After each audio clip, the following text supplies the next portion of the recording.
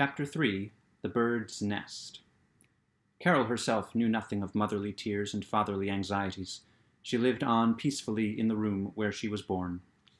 But you never would have known that room, for Mr. Bird had a great deal of money, and though he felt sometimes as if he wanted to throw it all in the sea, since it could not buy a strong body for his little girl, yet he was glad to make the place she lived in just as beautiful as it could be.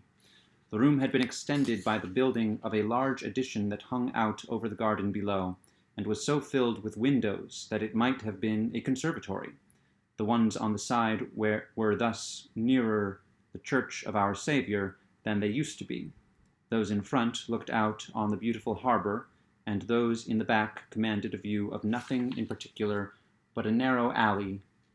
Nevertheless, they were pleasantest of all to Carol, for the Ruggles family lived in the alley, and the 9 little middle-sized and big Ruggles children were a source of inexhaustible interest.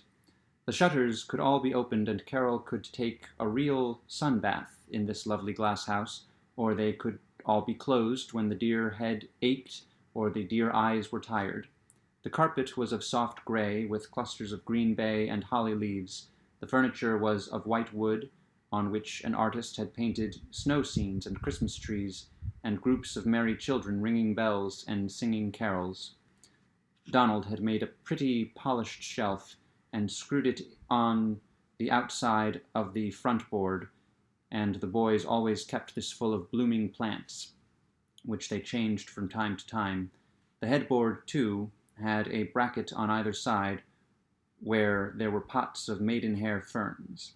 Lovebirds and canaries hung in their golden houses in the windows, and they poor caged things could hop as far from their wooden perches as Carol could venture from her little white bed. On one side of the room was a bookcase filled with hundreds, yes, I mean it, with hundreds and hundreds of books, books with gay-colored pictures, books without, books with black and white outline sketches, books with none at all, books with verses, books with stories, books that made children laugh, and some only a few that made them cry. Books with words of one syllable for tiny boys and girls, and books with words of fearful length to puzzle wise ones. This was Carol's circulating library. Every Saturday she chose 10 books, jotting their names down in a diary. Into these she slipped cards that said, "Please keep this book 2 weeks and read it. With love, Carol Bird." Then Mrs. Bird stepped into her carriage and took the 10 books to the children's hospital and brought home 10 others that she had left there the fortnight before.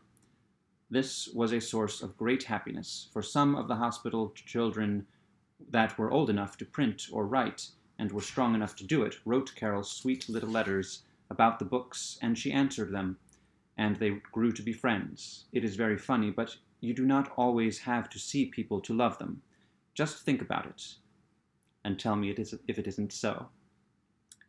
There was a high wainscoting of wood about the room, and on top of this, in a narrow gilt framework, ran a row of illuminated pictures, illustrating fairy tales, all in dull blue and gold and scarlet and silver. From the door to the closet there was the story of the fair one with golden locks. From closet to bookcase ran Puss in Boots. From bookcase to fireplace was Jack the Giant Killer, and on the other side of the room were Hop o' My Thumb, the Sleeping Beauty, and Cinderella. Then there was a great closet full of beautiful things to wear, but they were all dressing gowns and slippers and shawls. And there were drawers full of toys and games, but they were such as you could play with on your lap. There were no 9-pins, nor balls, nor bows and arrows, nor bean-bags, nor tennis rackets, but, after all, other children needed these more than Carol Bird, for she was always happy and contented, whatever she had or whatever she lacked. And after the room had been made so lovely for her, on her 8th Christmas, she always called herself, in fun, a bird of paradise. On these particular December days she was happier than usual, for Uncle Jack was coming from England to spend the holidays. Dear, funny, jolly, loving, wise Uncle Jack, who came every 2 or 3 years and brought so much joy with him, that the world looked as black as a thundercloud for a week after he went away again. The mail had brought this letter. London, November 28th, 1880 Wish you Merry Christmas, you dearest birdlings in America. Preen your feathers and stretch the bird's nest a trifle, if you please, and let Uncle Jack in for the holidays. I am coming with such a trunk full of treasures that you'll have to borrow the stockings of Barnum's giant and giantess. I am coming to squeeze a certain little ladybird until she cries for mercy. I am coming to see if I can find a boy to take care of a black pony that I bought lately. It's the strangest thing I ever knew. I've hunted all over Europe and can't find a boy to suit me. I'll tell you why. I've set my heart on finding one with a dimple in his chin, because this pony particularly likes dimples. Hurrah! Cried Hugh. Bless my dear dimple. I'll never be ashamed of it again. Please drop a note to the clerk of the weather, and have a good rousing snowstorm. Say on the 22nd. None of your meek, gentle, nonsensical, shilly-shallying snowstorms. Not the sort where the flakes float lazily down from the sky as if they didn't care whether they ever got here or not, and then melt away as soon as they touch the earth, but a regular business-like whizzing, whirring, blurring, cutting snowstorm, warranted to freeze and stay on. I should like a rather large Christmas tree, if it's convenient, not one of those sprigs, 5 or 6 feet high, that you used to have 3 or 4 years ago, when the birdlings were not fairly feathered out, but a tree of some size. Set it up in the garret, if necessary, and then we can cut a hole in the roof if the tree chances to be too high for the room. Tell Bridget to begin to fatten a turkey. Tell her that by the 20th of December that turkey must not be able to stand on its legs for fat, and then on the next 3 days she must allow it to recline easily on its side, and stuff it to bursting. 1 ounce of stuffing beforehand is worth a pound afterwards. The pudding must be unusually huge and darkly, deeply, lugubriously blue in color. It must be stuck so full of plums that the pudding itself will ooze out into the pan and not be brought on to the table at all. I expect to be there by the 20th to manage these little things myself, remembering it is the early bird that catches the worm, but give you the instructions in case I should be delayed. And Carol must decide on the size of the tree. She knows best. She was a Christmas child, and she must plead for the snowstorm.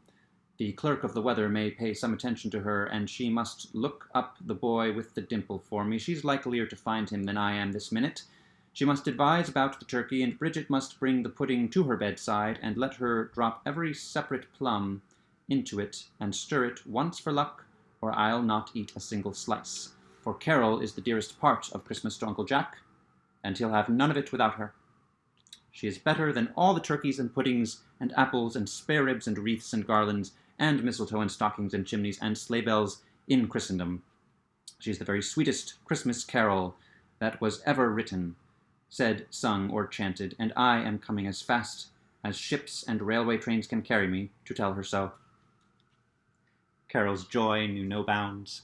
Mr. and Mrs. Bird laughed like children and kissed each other for sheer delight, and when the boys heard it, they simply whooped like wild Indians, until the Ruggles family, whose backyard joined their garden, gathered at the door and wondered what was up in the big house.